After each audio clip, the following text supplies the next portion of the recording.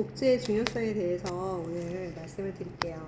네트워크 마케팅은 어떤 일이냐면 흔히 정의를 내리는데 소비자랑 회사랑 직거래를 하고 하는데 중간 마진을 생략하고 거기에서 들어가는 비용을 연구개발비에 쓰고 그리고 나서 우수한 제품을 만들어서 남은 것은 소비자한테 돌려주는 것이다.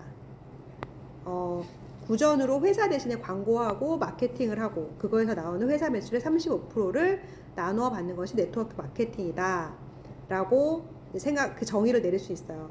근데 여러분들이 네트워크 마케팅 이런 것이니까 뭐 할 수 있겠네 그렇게 생각해서 네트워크 마케팅을 시작했느냐, 이거는 나중에 알게 된 것이고, 그러면 네트워크 마케팅을 시작했던 이유는 대부분 뭘까요? 현재 하고 있는 일이 있거나 또는 하고 있는 일이 없더라도 네트워크 마케팅을 새롭게 접하고 이걸 내가 해봐야겠다라고 생각을 했던 이유는 인생을 바꾸기 위해서 시작하지 않았나 라고 생각을 해봐야 돼요. 제품이 좋아서 나도 한번 일이라는 걸 해봐야겠다 뭐 이렇게 생각할 수 있긴 하지만 다른 일과 다른 일은 굉장히 강력한 도구가 될 수 있다는 거죠. 내 인생을 바꿀 수 있는 강력한 도구가 될 수 있다.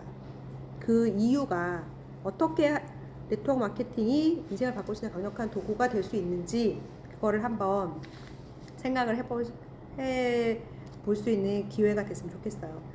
평범한 사람이 백만장자가 되는 일인데 파이프라인을 만든다고 하고 레버리지 효과를 내는 일이라고도 하고 지렛대 효과를 내는 일이다, 권리소득을 만드는 일이라고 하는데 이거는 시스템을 만드는 일이에요. 근데 그게 뭘 어떻게 해야 되는지 이해를 하고 있어야 되는 거고 하고 있어야 돼요. 부자랑 평범한 사람의 차이가 뭐냐면 시스템이 갖고 있느냐 아니면 내가 시스템에 그냥 일원이 돼서 시스템을 위해서 일을 하는 그냥 사람이냐, 그거의 차이거든요. 그럼 시스템을 가지고 있느냐 아니냐가 부자랑 가난한 사람을 만드는 거예요.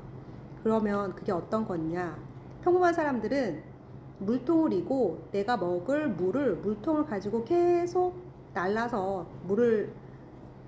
힘을 들이고 시간을 들여서 그렇게 물통을 나르는 사람인데 부자들은 파이프라인을 만들어요. 그리고 파이프라인을 통해서 물을 수월하게 공급을 할 수 있는 거를 만드는 사람입니다. 예를 들면 뭐 물 웅덩이가 있어요. 근데 웅덩이가 있는데 웅덩이에 뭐 100일간의 시간을 동안 먼저 채우는 사람한테 포상을 준다라고 했어. 근데 두 사람이 그 웅덩이를 메우기로 했어요.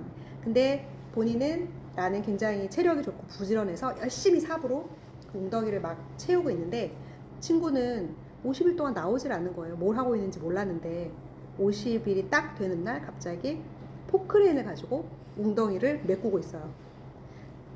나는 그래가지고 그때는 그러기 전까지는 도대체 시간을 들여가지고 빨리 와서 삽으로 웅덩이를 메워야 되는데 쟤는 뭐 하고 있을까 했는데 51일째 포크레인을 가지고 바로 하루도 안 돼서 그 웅덩이를 다 메워버리죠. 그리고 나는 그 다음 날에도 51일째, 52일째, 53일째도 계속 삽질을 하고 있는데 그 친구는 옆에 있는 웅덩이를 또 메워서 점점점 수익을 늘려간단 말이죠. 이게 바로 시스템의 유무입니다. 돈이 있는 사람들은 포크레인을 돈으로 사버리죠. 그리고 근데 우리는 어때요? 돈이 없죠. 자본이 없기 때문에 그런 시스템을 살 수가 없죠. 네트워크 마케팅은 자본금이 없는 평범한 사람이 이런 시스템을 가지고 부자와 똑같이 이용하는 시스템을 만드는 사업이라고 합니다. 무슨 원리를 가지고 있느냐 그러면은 포크레인과 같은 도구가 있어야 되는데 그 도구가 뭘까요? 헬스팩인가요? 네, 헬스팩은 도구가 아닙니다. 헬스팩은 그냥 여기서의 시스템은 헬스팩이 아니고 그건 바로 시스템을 복제하는 것입니다. 그래서 플러스 배수의 법칙이 들어가서 나의 시스템이 되고 평범한 사람이 백만장자 그 이상의 돈을 벌 수 있는 것이 네트워크 마케팅입니다. 네트워크 마케팅은 나를 중심으로 해서 인프라를 만들어 가는데 처음에는 인프라가 굉장히 작아요. 이 인프라가 점점 늘어나야 나에게 돈이 되는 거잖아요. 인프라가 어느 순간에 끊기면 돈이 되지 않아요. 그리고 이 인프라가 점점 저절로 계속 늘어나게